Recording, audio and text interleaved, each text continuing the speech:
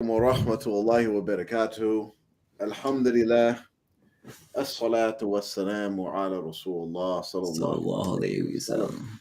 wasallam. Assalamu alaikum. Welcome to another installment of the R2F show. Thank you for being here. Today we have a nice quick segment coming up for the show. A couple things we're going to talk about. We're first going to start with talking about the leader of the dream cult, Muhammad Qasim. He has prayed, alhamdulillah, and we're going to talk about that and just some of the issues.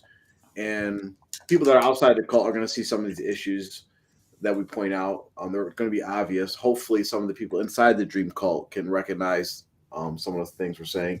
And we're going to talk about this very important, announcement that the cult of the Muslims or the Tamoans made to their fellow Tamoans about some important event that they just felt the need to announce to everybody in Hunger Games like fashion. They won the lottery for real. Yeah. So we're gonna jump right into it. First, I'm gonna play a video. Let me share my screen. Um, make a full screen. All right. So we're gonna share a video just so people know that we're not lying. We tell the truth. It's an older video of the leader of the dream cult, Muhammad Qasim. For everybody that does not know, he claims to be, well, he doesn't claim, his dreams claim. I mean, he claims. I'm not getting good. He claims. I have to say, He Joffrey, that leads part everybody was to okay. believe he's the Mahdi. That's what he does. Through his dreams he has, that he claims are true. He claims that they come from Allah. He claims to talk directly to Allah, that he's seen Allah, that he's seen Rasulullah, and they talk to him. They've given him a message that he must deliver to mankind. And if people do not follow his message, they will be punished by Allah. So that's just a real recap of Muhammad Qasim. You've probably seen him and his silly followers videos all over social media. But I'm going to play the video of him doing an interview. One of these, he does these canned interviews with people that already believe in him, state questions that he answers. But this person asked him about how often he prays. So members of the dream cult, when you hear us talking about Muhammad Qasim and him not praying and him being a Fasiq and all these different things, it's not just because he doesn't have a beard, which already qualifies him as being a Fasiq. Not that he doesn't have a beard, that he shaves his beard. He clean shaves his beard off his face. It's also that he openly admits that he does not pray. So I'm going to play the video real quick, and then we'll go from there. Let's see. So we need a window.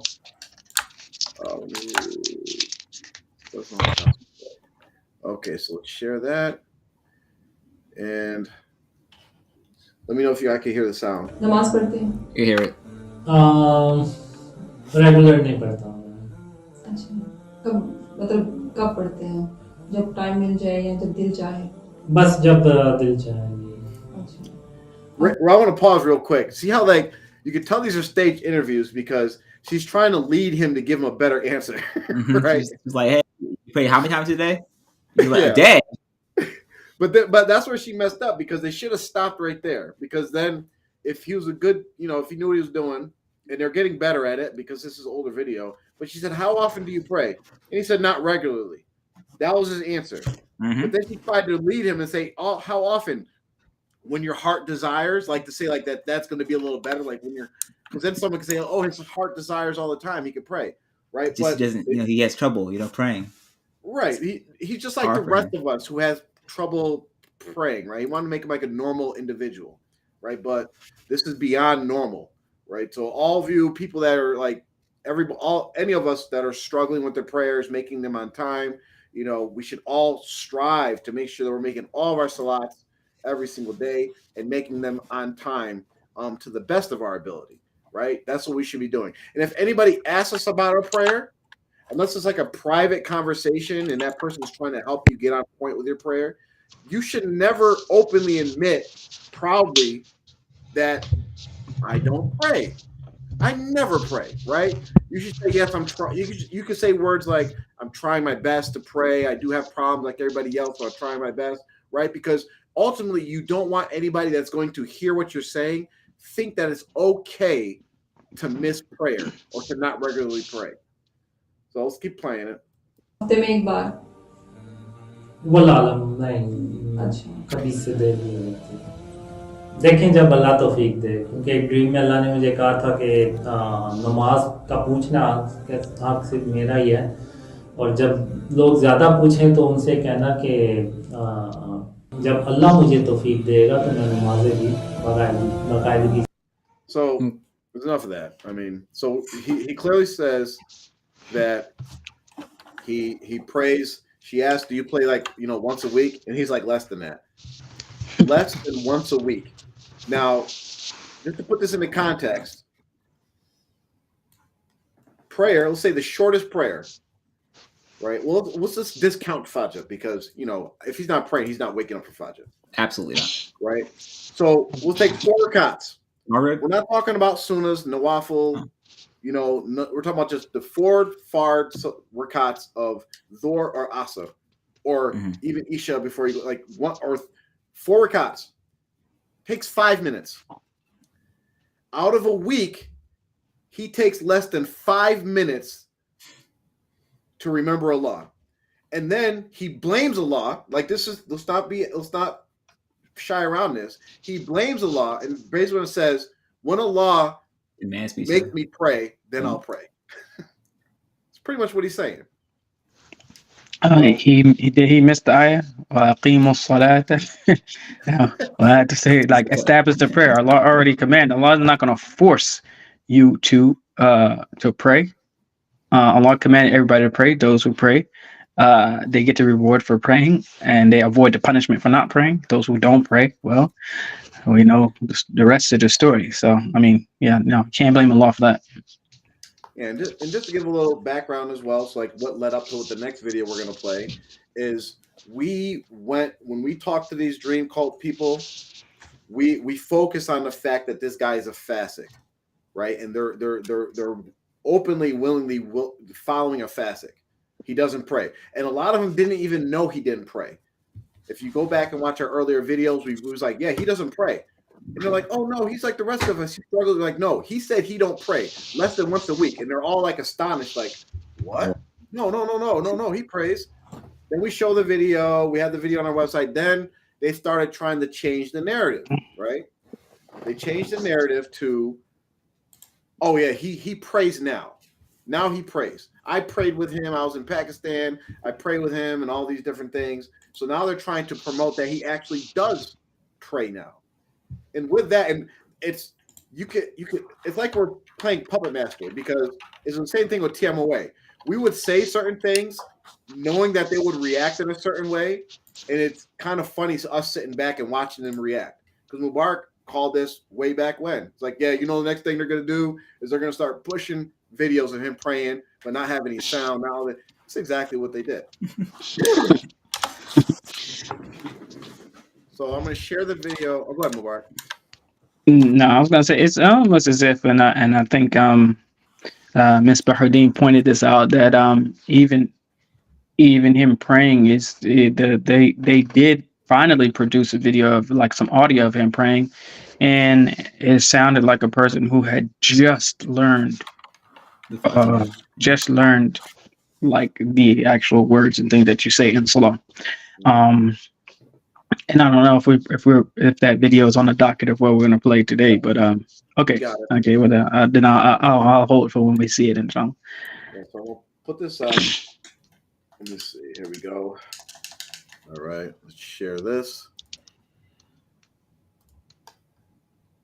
and I'll just let it play, and then we'll do some commentary. Let's see. Is it this one? Nope, this one. It's funny. I just noticed this, right? Because our video came out first. Mm-hmm. So first I'll share this. Look at the title of our video. Does Muhammad Qasim pray Salat? And I just noticed this. And let's look at the title of their video. The same thing. Does Muhammad Qasim pray Salat? They're not sure either. They're not sure either if you pray Salah. Oh man. So they're basically like they have some. Whoever is doing these things has a little bit of like knowledge that they're trying to affect the algorithms so that when someone searches, they don't come across our video, that they'll come across their video. But I'll play this.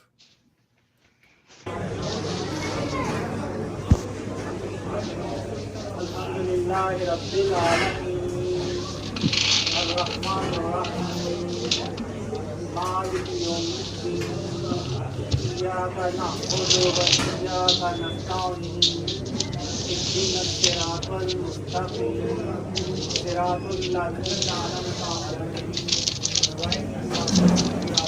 the cameraman not have to pray as well, or no? The cameraman ain't even praying. I mean, I think that might have been the most egregious thing about the job. Or The people in the anybody background else also in the prayed. background. Was this like a second Jum'ah? Where the people in the back already prayed first before they got there?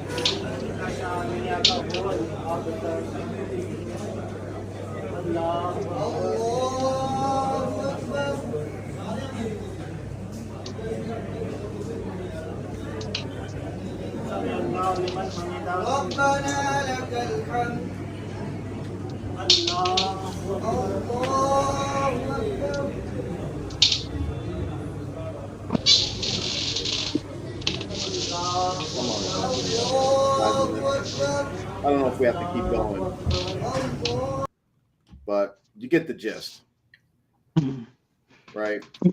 There's a little more to it that we can give some is. commentary on, but I can play the whole thing. We got time. No, we don't got to play the whole thing, but I'm just like, I mean, that's him praying, and then afterwards, they do a group dua after salat, which, man, I mean, that's not really something that you're really supposed to. Well, put it this way, that's not part of the sunnah. But the fact that he's the imam allegedly, but he's not even like doing the dua. I mean, like he literally doesn't have anything that he possibly can say as far as the dua is concerned. So he had to pass the buck to someone else, someone behind him. Where's that video at? Is it not in this video? It might have been in another video. It might have been a longer video. I got you. They cut that off. They cut off. He did make a dua. They cut it off though. What's that? He started making a dua and they cut it off. Yeah, well, so I the video that I saw, it was that same event or whatever it was. There you go, right. But it was the guy with the big beard behind him actually made some long dua. There you go. Afterwards. Yep. So Right there in well, chat. it just shows, if you look into what it's actually shown, is he did make a dua, but even if his followers didn't think it was like sufficient to even post his dua online, because whenever these cults do that, that means they're worried about something and something being exposed. They're worried about what's happening right now. This is what they're worried about, because it's going to be picked apart. Even like we're not, we don't have to be, Ibn Taymiyyah to figure out all the things that are wrong with this whole setup. I could probably go for an hour on everything that's wrong with him. But I mean, let me hear what you have Sheikh Jafar and Amr. Then I'll give what I have to say. There's lots of things that jump out as far as the problem with the whole thing. The first thing is like my thing is when you go to prayer, right? Everything that's going on outside in the worldly, whatever you guys are having a conference or this and that, when you go to prayer, the thing that you're thinking about is, what do I have to do for my prayer to be accepted? Right? And that's when you go and you make a wudu, you do all the preconditions for prayer so that your prayer can even be accepted. That's the first thing that should be going through everybody's mind, right? That's why when you look at, like, you see these memes on social media where you'll see these Saudi princes praying behind like the janitor or one of the cleaners of the masjid, because that person is most qualified to lead the prayer. It's like you had an R2F event, like we're like, okay, who's the most qualified to lead the prayer? It's not the most popular person. It's not the person everybody likes. it's like, okay, who's the most knowledgeable? Who can recite the best? Who's the, like there's a hierarchy, and we know it's like basic Islam. The bearded guy who would, the clean shaven guy who admits that he doesn't pray at all, who's a Fasiq, who also says, I'm not a scholar, I don't know Islam, is not the person that should be leading the prayer. Mm-hmm. So that's the first thing that pops up in my mind. Like, okay, I'm not picking this guy. The first thing that pops in my mind is there's, as I've mentioned, there's several other more qualified candidates to lead the salah. The cameraman is just, this is how you know it's just for clout. The cameraman is there. He's actively recording, moving around while the salah's going on. They're praying in Jummah. They're praying together, a congregation, and he's there filming it for this whole online thing. So they can say, yeah, he does pray. Yeah, people in the background who are men also they're not praying. So this is all just one big event. Like, hey, he did pray. Then you have the brother after give this emotional dua for about 5 minutes straight crying. Like, listen, all this is a scam. We know this is a scam. That's a bid'ah in itself. But you can tell that he's not someone who does it regularly. Like he's very like, okay, I'm praying, I guess. Yeah. I'm gonna do the motions. So there's several things. I mean, he already admittedly said he doesn't pray. So the number one thing is, who verified that he even knows how to pray? Like, if you see me at the masjid praying all the time, leading the salah, sometimes not leading, but I'm always there, I'm always praying, either alone or in a group or whatever, then that's a safe assumption that I actually know how to pray. But if I'm a person who admittedly prays less than, which usually, let's be real, if a person says, I pray less than once a week, that person doesn't pray at all. You know, I mean, just like when just randomly, like, when do you decide to pray? So number one, I wouldn't, and I don't think anybody that's serious about their salah would be comfortable to pray behind him, knowing that he only prays maybe once a week, less than once a week. So every 2 weeks, he throws a rak'ah or two up. So that's one thing. Then, okay, where was it? Was it Jumu'ah? I don't think it was Jumu'ah. So normally you have the person who leads the salah is, you know, if it's at someone's house or that person's city or that person who's put on the event, or usually they're the leader. So Muhammad Qasim, I guess, okay, if you say, well, it was his event, so he's going to lead the salah at his event. Okay, now, even if it's your event, now if it's your house, I would be able to understand if he said, hey, listen, this is my house. And even if a person is a Fasiq, he might not have a beard, his recitation might be bad, but at his house, he leads the salah. That's just one of the things, that's one of the honors that a person is bestowed on them. Like, if they have people over their house, they would lead the salah, unless they seriously say, no, I'm not going to lead the salah. I've been at people's houses where they flat out refused to lead me in salah. They would not do it. Yeah. I'm like, and they say, yeah, I know they say, I know the hadith and I know the rules. I don't feel any shame whatsoever. I want you to lead the salah, and that's what I'm going to do. And so it's happened several times. So it's not an issue. But the thing is, then if you go past the possibility that maybe it was his event, okay, he's there and he has no beard, okay, and you can tell by what we were able to hear from his recitation that he either has just now, like recently, like within, this is not something that he does constantly. It doesn't sound like it's something that is already, like, you know how Al-Fatiha has, like, it's like rooted into your mainframe. It's hardwired into your brain, kind of. You're not really gonna forget it. It's not really gonna be something that a lot of times you don't have to think really hard about it because you say it so many times.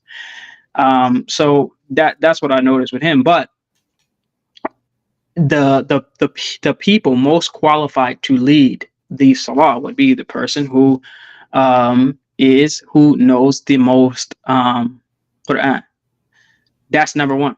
Even there are a hadith about where even children as young as 6 years old during the time of Rasulullah who were put in charged and made to lead the salah because they were the ones who knew the most. Yep. So I think it's safe to say the person who does not pray at all is not memorizing any Quran. Come on, let's be real. So he's probably, out of everyone there, he knew the least amount. And so for that reason, he should have never been the leader. Also, usually you take into account the righteousness of the person, right? From what you know, what's apparent. And from all of the people there, he admittedly is at least on the lowest level of the people as far as righteousness is concerned, because he admittedly does not even pray. And that's like the entry level of there. So from a knowledge standpoint, he's the lowest of the totem pole. From a righteousness standpoint, he's the lowest of the totem pole. Apparently, his appearance, I mean, it's embarrassing for a group of Muslims to be led by a person who has deliberately shaved off their beard. Yep. So these are the things that jump out to me as far as he had no business leading the salah, leading anyone in salah that was there, basically. I'm sure there were several people there that were far more qualified. And it takes a real, think of the arrogance you have to have, either the complete ignorance or extreme arrogance you have to have, knowing that you don't even pray. You know, you don't even pray. You don't even take prayer seriously. And then you're going to get up in front of a whole bunch of people who presumably they pray every day and they take their prayer seriously. And you're going to stand up and act like, oh, I'm going to lead them. I mean, it takes some real arrogance, and it takes also some real deviance on the part of the people who didn't tell him, hey, listen, you probably shouldn't lead this prayer. Hey, listen, I'm going to lead the prayer. Okay, because they say, oh, he's a very humble guy. He's a very shy guy. He's this, that, and other. So what about those people who had at least some knowledge of the prerequisites and the things that qualify someone to lead the salah, and what makes the people most qualified, and they still ignored that, and for a chance at a photo op or for optics or to try to prove us wrong or somebody wrong about, you know, whether he prays or not, is playing games with their religion. And you have to be extremely ignorant or extremely arrogant, one, or it might be both.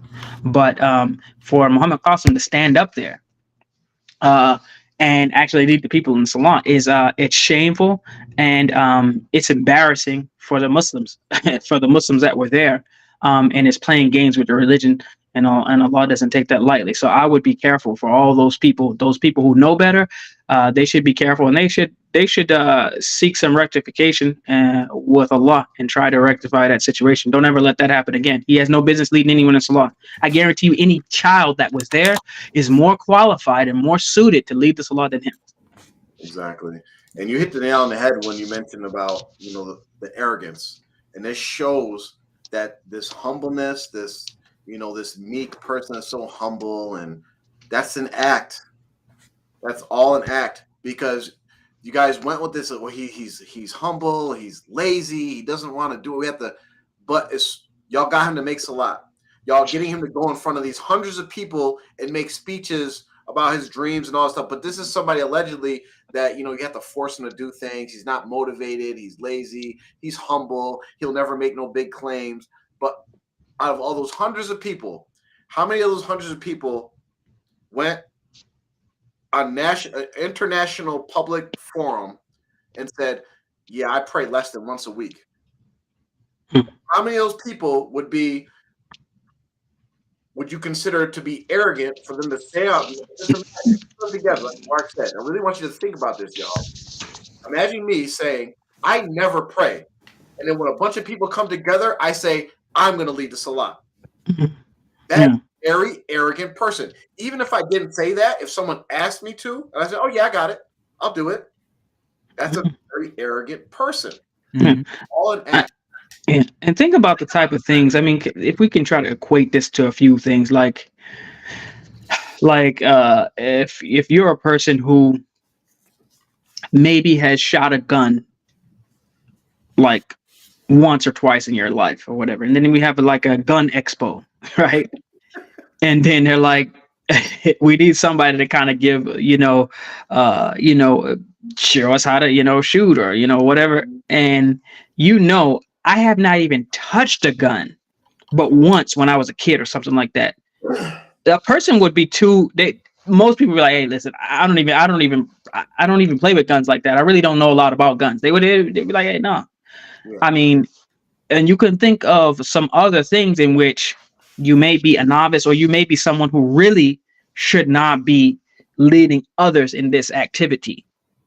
And most time people say, I'm really not a boxer like that or whatever it might be.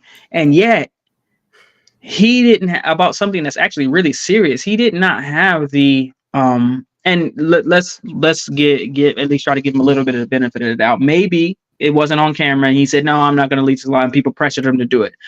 I mean, that's not apparent from the video. But I'm sure I always hear the echoes of the people, the defenders, what they're going to say. Oh, you don't know that, you don't know the unseen, brother. Okay, yeah, I don't know the unseen. We don't know. But from the video that you guys produced and put out, it didn't show him trying not to lead and the people ushering him to the front. Mm-hmm. So, I mean, for him to be at best a novice at praying at 50 years old, a novice at praying, doesn't pray. When did he start praying? We don't even know who taught him how to pray. I mean, does he even know istinja? Does he even have proper ghusl? Do you know how many people?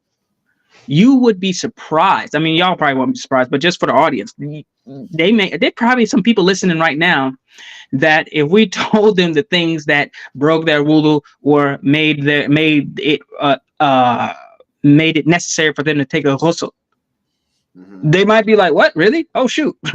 I need to go jump in the shower. Yeah. Now, we don't even know if he even has a proper ghusl. One sheikh was telling us once, he said, there are women that he had spoken to about tahara and purity or whatever that had not had a proper ghusl and didn't know about when they should take a proper ghusl and they've been married for 20, 30 years, some of them. So we can't even assume that a person, he doesn't even pray.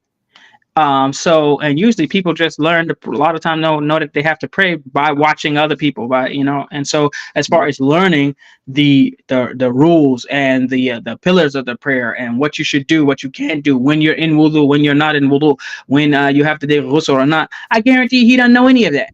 Yeah. I guarantee he doesn't even know it.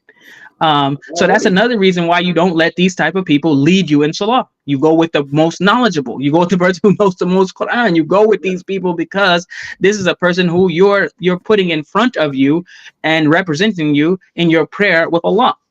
Yeah, absolutely. And just to get it back to the basic level, if Allah was talking to me for 20 plus years and my Arabic was because according to the Qasimites, right? According to the Qasimites, he is half Arab, so like his Arabic should at least be above whatever that was. That is like his father is supposed to be Arab, so his father's tongue, that is not it. Yeah. That was and that was a person struggling to that was a person who was not comfortable with reciting what he was trying to recite. It's something that he doesn't do often. And I'm sure I can hear them. Oh, well, he doesn't lead the salah that much. So he was shy. He was he was a little bit nervous. And that I understand that I won't even front. That happens quite often to me, but it's still, because it's just something like, especially if you're in a group where you're not used to or whatever, it all shaitan tries to tell you, oh, you better not mess up. You better not recite something wrong. So I get that it does happen, but still, it's still, we can't overlook the fact that it was weak at best. And it sounded like he had learned that within the last week or two, as far as the two very, very short surahs that he recited, which we're not going to try to disparage, Quran. I mean, those surahs are very powerful, and there's nothing wrong with reciting them in your salah. But as we know, when you want to teach someone who's just starting to pray, someone who just learning to pray, what surahs do you teach them? إِنَّا أَعْطَيْنَاكَ الْكَوْثَرَ قُلْ هُوَ اللَّهُ أَحَدٌ You That's the know, well, replay also, and package right even there. that one is a little bit harder, even though it's short. But usually, in there, I'll play Al-Kawthar and Qul Huwallahu Ahad. That's the That's starter pack. that's yeah. I mean, that's what people learn. That's what you teach your kid. You know, a child, when you first tell them, hey, you got to pray, recite these two. And there's some other things that we can point out from what we've seen is that you go with their original member. These cults, they always contradict themselves, right? They have a narrative. They have this narrative that he's going to be Imam Mahdi, right? So he's not Imam Mahdi yet, according to y'all. So there should be no reason why y'all would even follow our bait to go actually have him lead prayer. Y'all would have did a lot better if you just had him in the ranks, just making salat. Mm-hmm. Because then you would acknowledge that, like, you know, we're following our narrative or our belief set that he has not been rectified yet. Allah has not given him knowledge and knowledge, like all these different things, and just show that, yeah, he's in the ranks making salat. Look, he prayed. That's all you had to do. But because you're a cult, because you want to promote your leader, because you already believe that he is the Mahdi, no matter what anybody says, you're like, you know what? When we have this event and just to show off to people and we can get more followers, we got to show that he's making salat and that he's leading salat. That means, like, and when you remember, y'all have this narrative. You say your main message is to avoid shirk in all of its forms. One of the forms of shirk is riyah, showing off. That whole salat, that whole scenario, y'all was all showing off. You were showing off his salat. Right? People never, I'm gonna say never. You don't go online and find and see videos of Muslims praying as just the fact that they're praying. You'll say, listen to his brother's reciting, or look at this cat jump on this brother, look at his brother pass away when he's making salat, look at the earthquake that was happening, and then they still complete the salat. You see things like that. You don't see, like, look, this brother is making salat, or look, I'm making salat. Look at me make salat. Nobody does that. That's called showing off. Yeah. I mean, it might be sometimes you have a video of children, like those small children praying, and it's like it's a beautiful, like you see 3 or 4 year olds, 3 or 4 year olds, a preschool class, and they have one of the boys is leading, and everybody else is lined up behind him. It's beautiful, but yeah, you have videos online of people praying because, listen, as I say, people pray every day. B. I mean, like people praying every day. You know, so just some random person making salat, it's not anything to have a video about. Now, if he was like this amazing recitation or like something special happened, but the fact that you just took a video and literally and panned the crowd, that's what's crazy about it. It's like you're panning the crowd as well. I mean, it's so cringeworthy because whoever was okay, so if it was a lady, she was all up in the men's joint. All up in the joint, you can say, okay, well, she was there, but she wasn't praying. If you know, it's like whoever that was, that person. I mean, they better have if it's a man, he better have it. Maybe he prayed already. So he just said, screw it. Maybe oh, hold up. You know what? Maybe he was the only person that said, I'm not praying behind this dude. I'm not praying behind this dude. Look at these jobs. He's leading this line. Now I'm gonna go ahead. I'm gonna go ahead and pray. So maybe that's the excuse I give for the cameraman. But yeah, no. I mean, what's the reason? Yeah, what's the reason why y'all showed him praying a shaky, bad, struggle prayer? I mean, except for the fact that you want to show that he's praying. Okay, great. I mean, it's a direct response to us saying that he doesn't pray. Okay, you caught him praying one time. So in 2 to 3 weeks, he might do it again. Great. I mean, but that's nothing. But what I want to ask y'all is, because to me, I say they're making mistakes. This is the thing that I would say, what would, if you were in charge of, and we would never do this, but if you were in charge of the cult and you're like, you were hired as a consultant. All right, listen, we're kind of struggling. Our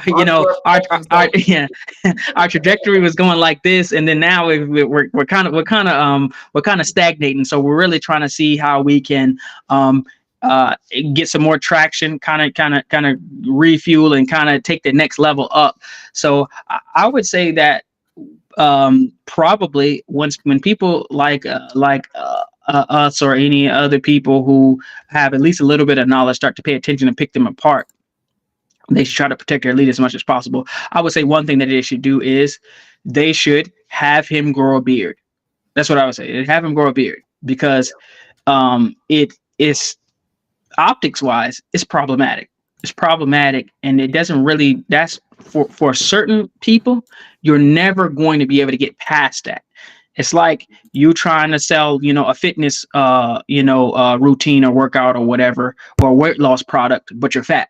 Like, that's not going to fly. So you're never going to be able to really get too much traction with Muslims unless you at least kind of look like they can put it in their mind where, you look like maybe you can get there. So not having a beard, I think, is going to shut off a lot of people automatically. Like, they have a beard, and they're just going to pretty much tune it out.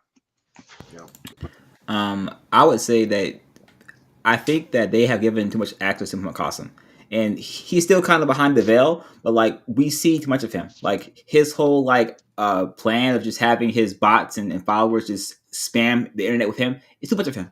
We need to have like a update every month and a half, maybe 3 months. Because now, you see every day there's a video about him. Every Saturday they have a live stream in English. They have one on Friday in Urdu. They have one on freaking Sunday in Malay, Japanese. It's too much stuff. Just cut it down, all right? You should have one official channel, all right? And every 3 months or so, hey, listen, I'm constantly see his beard is coming in nicely. Alhamdulillah, Mahdi updates. You have Mahdi updates every 3 months or something like that. He's just improving. Okay, now he's leading the Salah. MashaAllah. He keeps studying here with brother Fulan from Pakistan.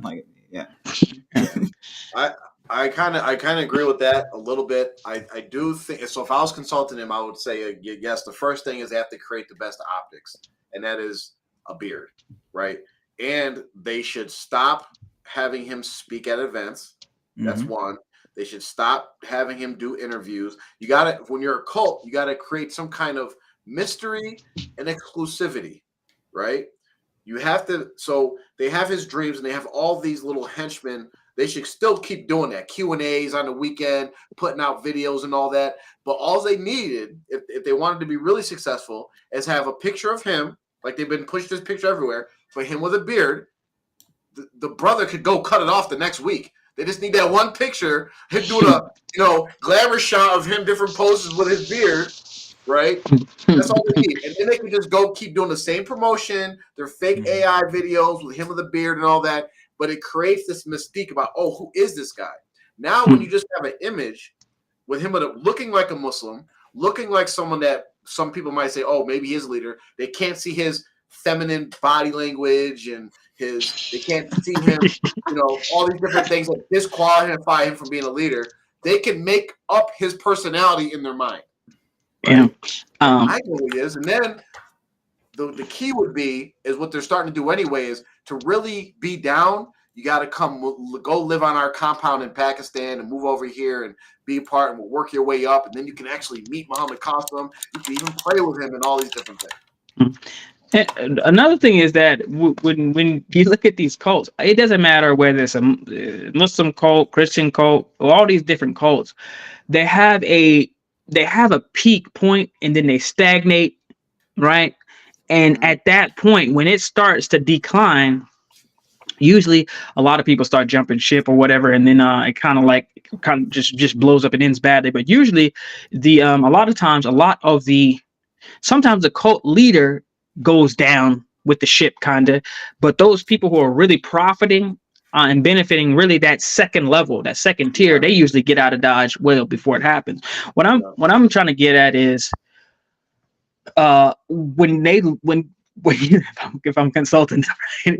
When you look at Muhammad Qasim, you look at his age, you look at the amount of information. I mean, they are one reporter away from someone following Muhammad Qasim around and actually really pressing him on, realizing he's living in his mom's basement, and he really, or come find out that he, I don't want to, but put it this way: if someone follows around and finds out that he's, does what a lot of 50-year-old bachelors still running around do, in their free time, that still hasn't been able to convince even one woman to to marry. I mean, who knows? They might dig up and find, you know, some social media profiles that belong to him or whatever. Who knows? Because and so you have a limited window to where you can maximize whatever you're trying to get out of this situation. Usually it's money or power or something like that.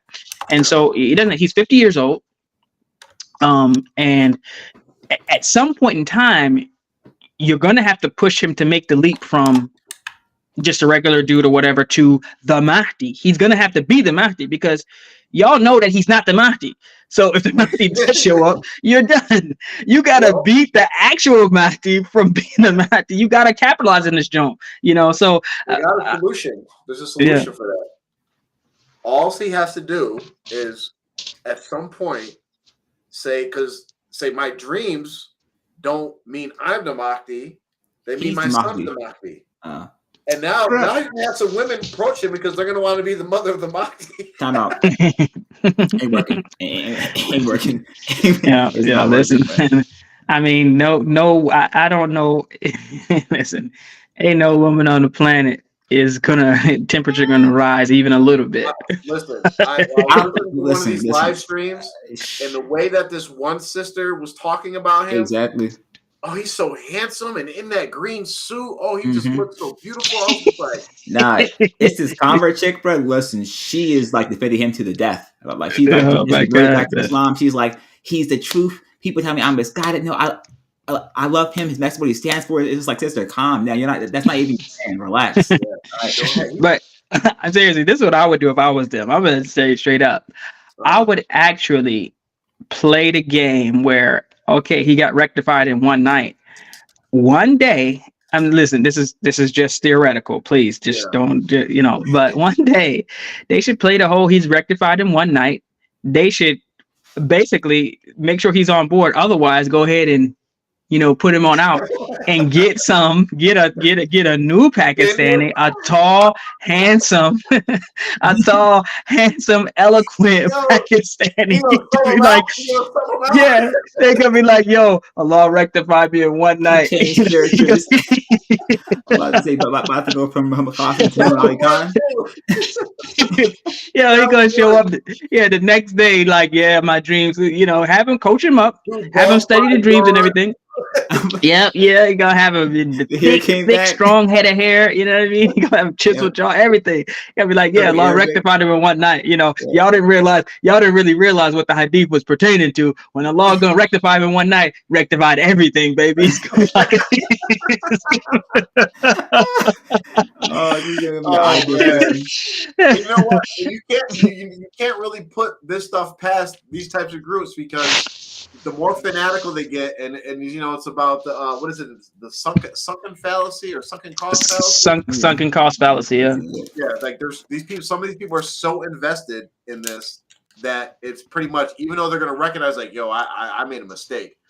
Their pride or whatever is going to convince them to just stick with it, no matter what. This is going to be whatever age he goes to before Allah takes him back. And there's still going to be people thinking that he's the Mahdi, 80 years old. Yeah, any day now.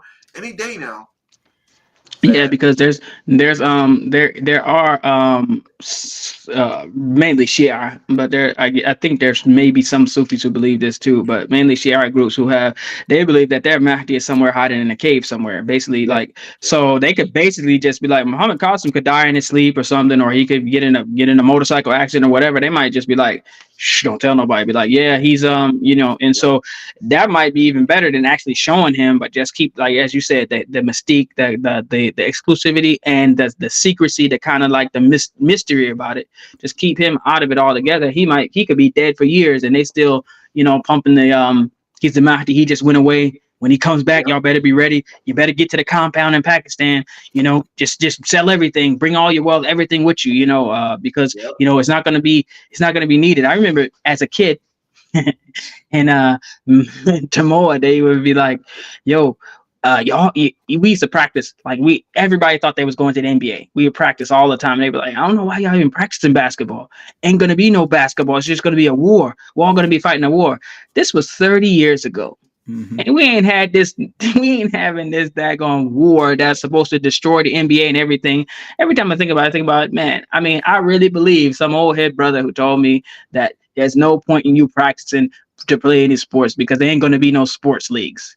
Here we are, 2024, and yeah, they're alive and kicking. So, but this is something that you can get people to believe. But yeah, it's, there's no point in you even finishing college. There's no point in you even, get married. You don't need to save your money. You got some savings saved up.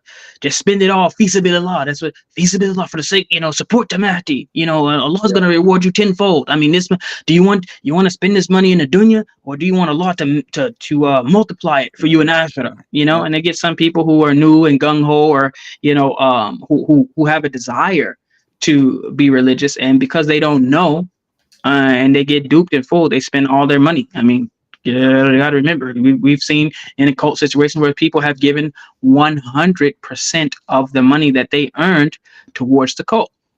So you can't put it past them. Can't put it past them. Real quick, we're going to cover. Jack, real quick, before you do that, Mubarak, you mentioned that some Shiites believe that the Mahdi's in a cave somewhere. Do you happen to know where that cave would be? Where that cave might be located? It could be, well, not could. It's been confirmed. They said Lahut Lamakan, and Lahut Lamakan is in Pakistan. There might be a giant there that he has to fight or whatever. For those people that don't know, maybe they missed that show, but yeah, there's some real. We might need to reset the Lahut Lamakan show. That was one of the funniest shows we ever did. Even though people don't like us laughing, but that joke. Lahut Lamakan is allegedly a place, and well, it was a place that the people in the cult were trying to get to or whatever. It's supposed to be some special spiritual place or whatever, but actually it comes from some Hindu stuff, and the place is actually in Pakistan called Lahut Lamakan. There was a giant that was living there, and allegedly Ali radhiyallahu anhu came and kicked the giant out of the cave. Why? I don't know. I mean, why can't the giant live there? I'm still trying to figure it out to this day. Seriously. Let me ask you a question. I mean, if you're a giant, where are you gonna live? I mean, that's it. I mean, if you're a giant, you probably would live in a cave that's big enough. Of course, it's big enough. But I mean, yeah. And they have caves. Some of these cave systems, I'm not trying to show how much of a nerd I am, but some of these cave systems, right, underground, they are vast. I mean, they're huge. Like you go in and you think it's like a little cave, and the opening might be kind of big, but inside of these caves, they have their own these ecosystems and everything. It's amazing actually. So I mean, that giant might just been chilling, man. I mean, he's here. I mean, why can't he just live in the cave? I'm gonna see a big giant sitting out at the mouth of a cave pouting. The Shias are so funny.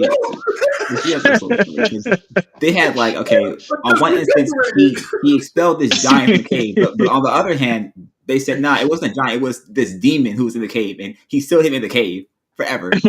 So why are you praying? So the giant, so you're praying in a cave that has a demon in it. The giant got kicked out. The demon's still there, but you go there, but you're trying to find yourself there for some spiritual enlightenment. That sounds like some devil worship to me. In the heat of Ramadan. So real quick, going back to our one of the old cult of Tamoa leadership issued a memo to their Tamoans. Skip to the bottom where it's from the Department of Communications and Information, and they say, "Dear community members, we hope this message reaches everyone in the best of health.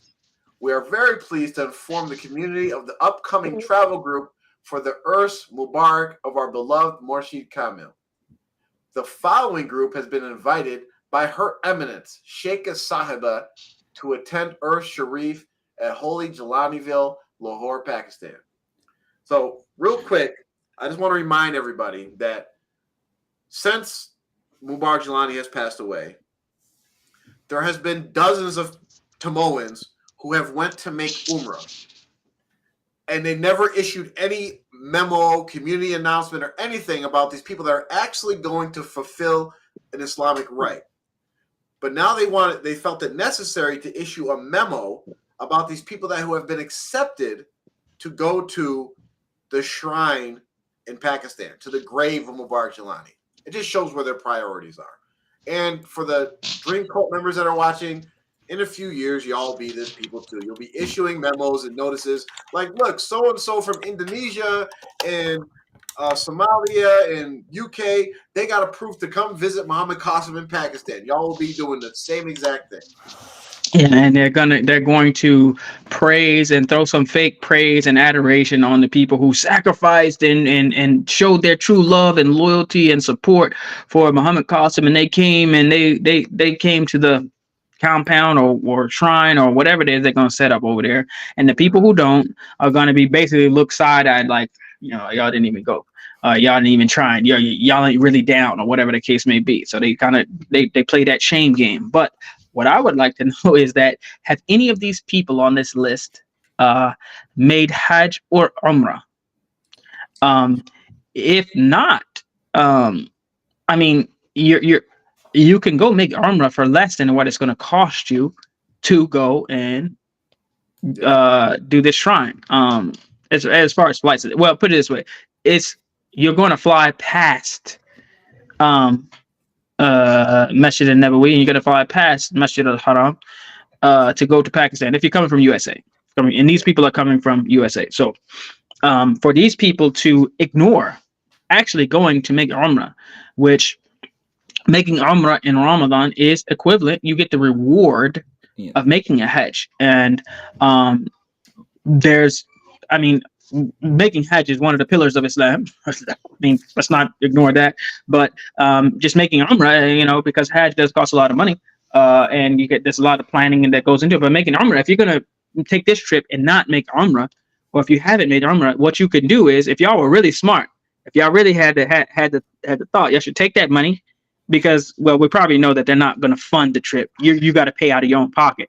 So what I would do is I would act like I'm going to that joint, but I would book my tickets for Saudi. Oh, they put me on the wrong plane.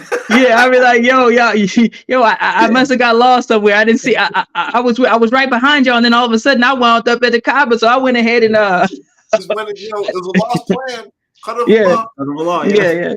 Yeah, but on a serious note, all of these people that are on this list, if y'all haven't made Umrah, you're committing a crime. This is criminal activity that you're doing by going to this thing which you're not even supposed to go to.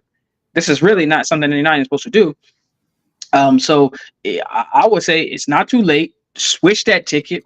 I mean, go online, get you a visa to make Umrah, and do that instead.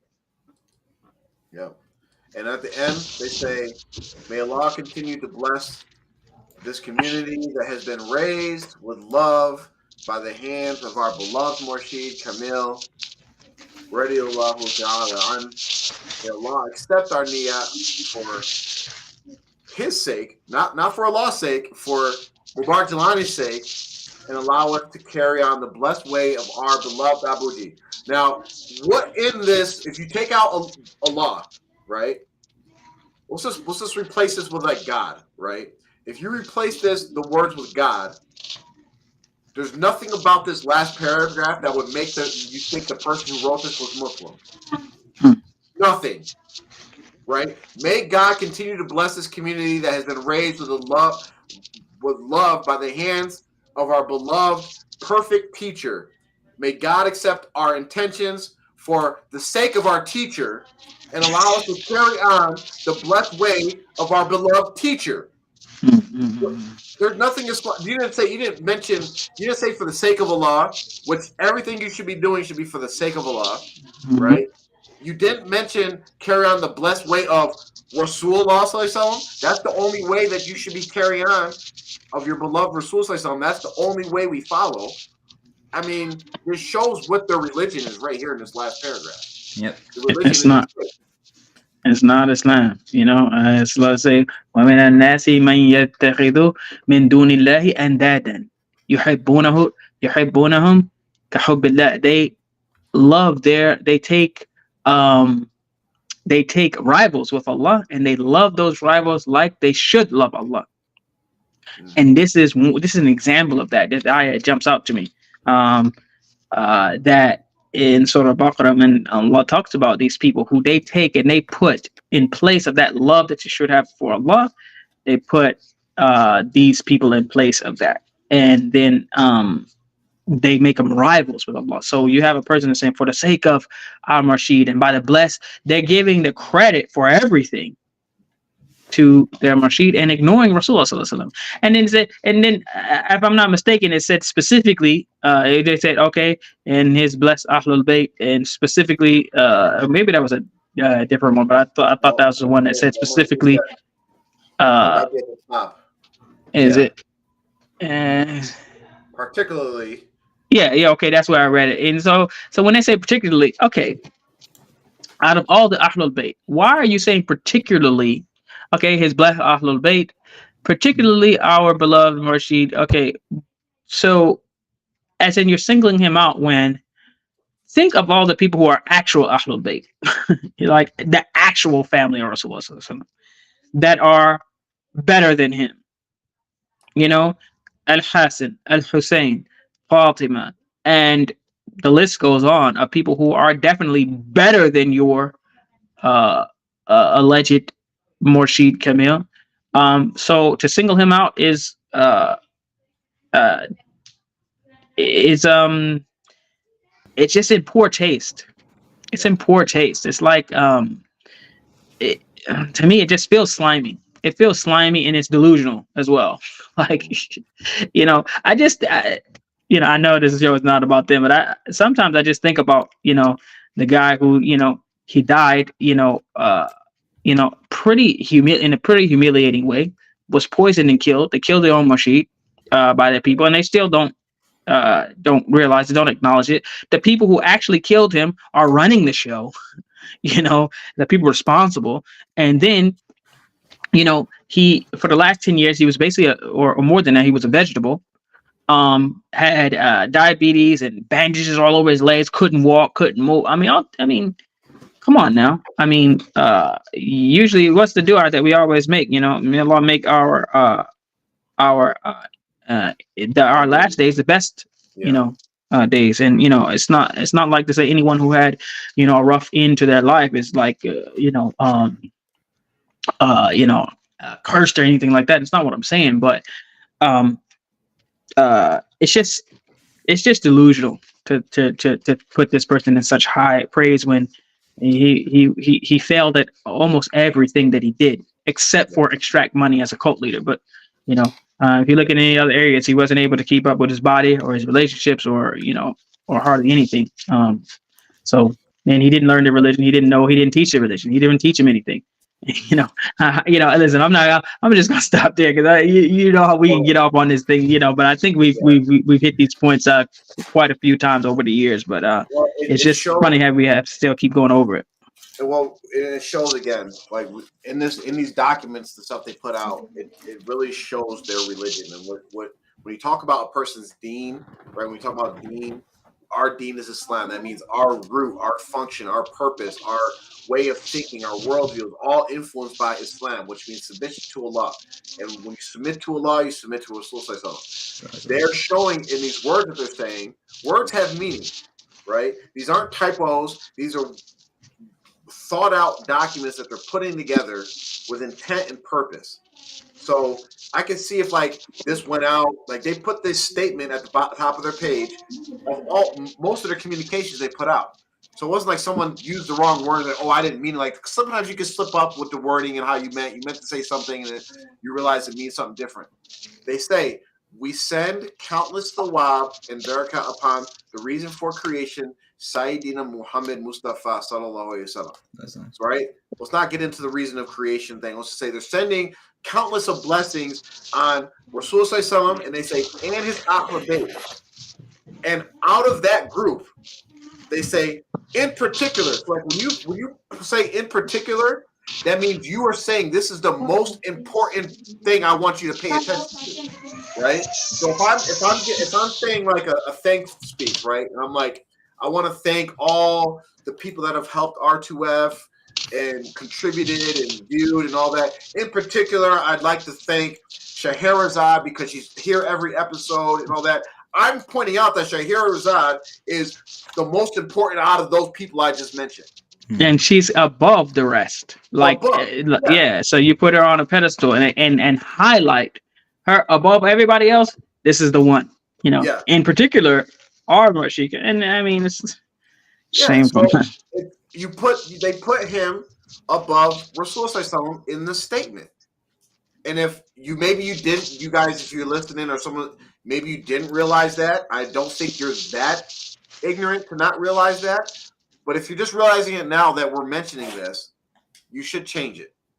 You should change that. You should fix that, right? You should say, and our beloved. Just put and add him on the end. That's fine. But don't say in particular to put him above Rasul Sallallahu and like Mubarak said, all the other countless Ahlul Bayt that are well more deserving than him.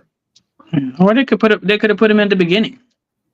They could have put him at the beginning. This is a send blessings on our sheikh and all the Ahlul Bayt. That way, And in particular, Rasul Sallallahu. yeah. Now that would be the better way to do it. Absolutely. All right, so but definitely people don't. But seriously, all the people that are on that list, if you have the money to go fly over to Pakistan, take that money and go make Umrah instead.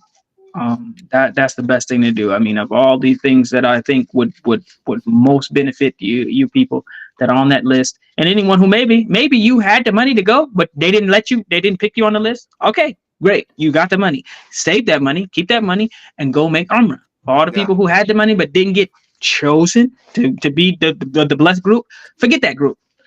Go make Umrah instead. That would be better for you. Yeah. We have one question in the chat from Paragon Mist. Assalamu alaikum, Paragon Mist. Why don't you guys talk about the Azimi Silsila in Pakistan? They have loads of shirk going on. This is good too, but Azimis don't believe that Hadrat Isa alayhi salam or Jesus was ascended alive and will come back. They say that he was crucified. They also don't believe that any Mahdi will come back. No. Please cover Azimi Silsila as well. That's a Yusufi Silsila, and we've got loads of people. Please spread awareness regarding them too. Oh well, if they said that and believe it, Allah says something different. Allah says, "Wa ma salabuhu wa ma qataluhu." They didn't crucify him and they didn't kill him. Allah says this in Surah Nisa, so they ain't even Muslim. If they believe that and they know what Allah said, maybe if you say, well, they don't read the Quran. Okay, well, if they read the Quran, if anybody knows and anybody read past that ayah where Allah says they did not crucify him and they didn't kill him, and they believe that he was crucified and killed, well, they're not even Muslim. So I mean, you can just throw them on out and move on. Yeah, and just to kind of address Paragon, we will address any group that is developing or has a cult following, that because we kind of focus on groups that form into cults. We can literally throw a dart at any board that has Sufi Silsila and cover them. We could not cover them all because there's an infinite amount of them. But what would help is you can email us some information on them. Like with any type of links that we could do a little bit of research and see what it is. But what would really help is if you know any current members or previous members that are willing to come talk to us about it, so that we can share their experiences that they went through with the group, and then go from there. That would help a lot. The next best thing would be if maybe you weren't a current member, or maybe you weren't, an ex-member, but you're related to, or like secondhand, like someone who was in the group. If you're willing to come on and talk about it, that would be the next best thing. Also, that would go a long way to help as well. A lot of times, I mean, we can talk about these groups or whatever, but it's almost like a little bit it's a little bit distant because we're not in the group. We had experience with TMOA, but these other groups, we're not in it. And so it helps the people who are in these groups, for someone who was in or someone who's connected or whatever, to kind of say these things, because it brings it closer to home. So it would be very, very helpful for someone who was in, an ex-member or whatever. But even if you were if you have a good amount of knowledge about the group and how they work, how they operate or whatever, then even a person that's not in or whatever that comes on, that would help as well. Yeah. Because we can take that information and relate it to the personal experiences that we have and show how these groups are all pretty much the same. So that would definitely help. And emails, if you want to come on and talk about them, we could talk about those things. It could be you, it could be somebody else.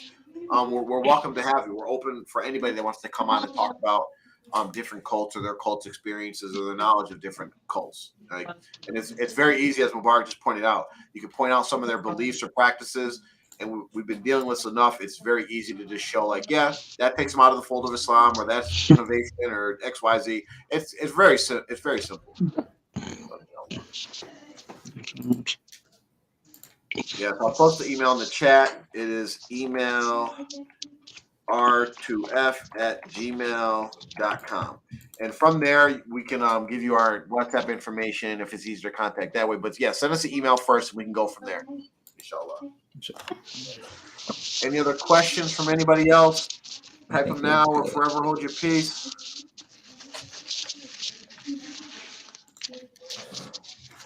I think we're good.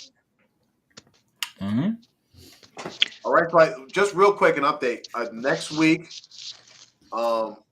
we is going to be the 29th. We wanted to do a show every week for the month of February.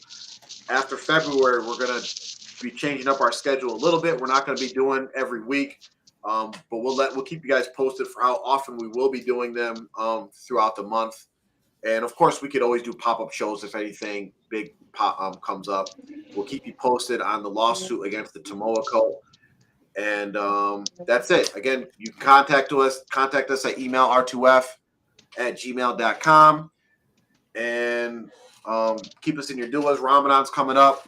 We'll try to prepare some more Islamic content for Ramadan that we can, get the blessings for, engaging in remembering Allah during Ramadan as best we could, and kind of stay away from the cult drama, because we want to focus on our Ramadan and get as much blessings as we can and have it accepted from us. I mean, may Allah allow all of us to reach Ramadan.